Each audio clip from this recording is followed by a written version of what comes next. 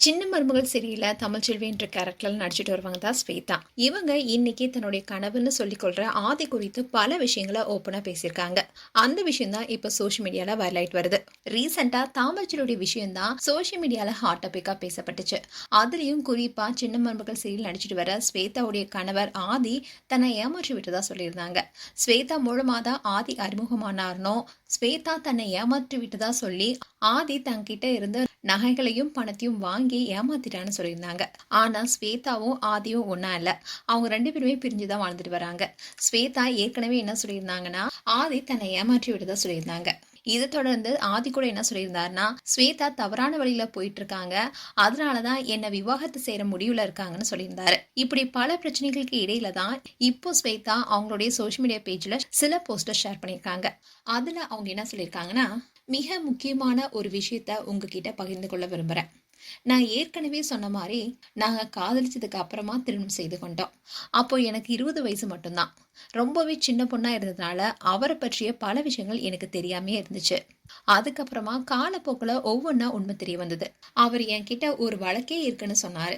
அது சரி செய்யலாம் என்ற நம்பிக்கையில அந்த வழக்குக்காக நான் அதிகமான செலவுகளை செஞ்சேன்.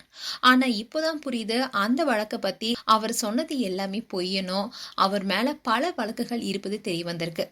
இதனாலதான் இந்த உறவை நான் தொடர முடியாதுன்னு தெளிவா சொன்னேன். அதுக்கப்புறமா அவரை விட்டு விலகி என்னுடைய குடும்பத்துடன் திரும்ப சேர்ந்தேன். காதலிச்ச காலத்திலேயே வியாபாரம் செய்யறேன்னு சொல்லி என்கிட்ட இருந்து நிறைய பணம் நகைகளையும் ஏமாத்திருக்காரு.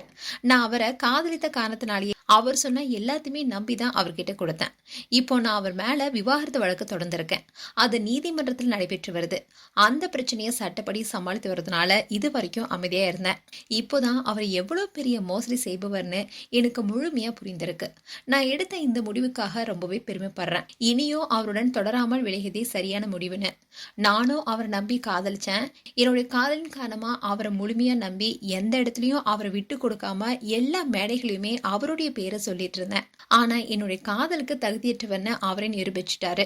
அவர் பலரையும் இதே போல ஏமாத்திருக்காரு. பலரும் பாதிக்கப்பட்டு வந்துட்டு வராங்க.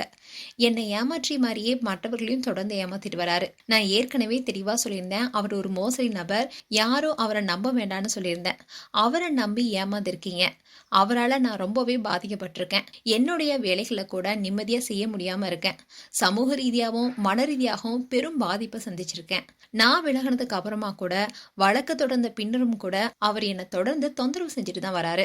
அதனால உங்க எல்லார்கிட்டையும் நான் பணிவுடன் கேட்டுக்கொள்றேன், அவரை நம்பி யாரும் ப்ரொமோஷன், போட்டோ ஷூட், விளம்பர வேலைகள் போன்றவற்றில் ஈடுபட வேண்டாம்.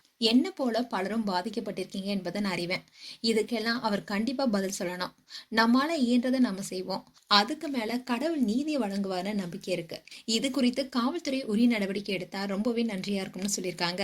இப்போ இவங்க போட்ட போஸ்ட் வைரல் ஆயிட்டு வருது. மேலும் உங்களுடைய கருத்துக்களை கமெண்ட் செக்ஷன் சொல்லுங்க. இது போன்ற வீடியோஸை பார்க்க நியூஸ் தமிழ் கிட்ஸ் சப்ஸ்கிரைப் பண்ணுங்க. மறக்காம நோட்டிபிகேஷன் பட்டனை கிளிக் பண்ணுங்க.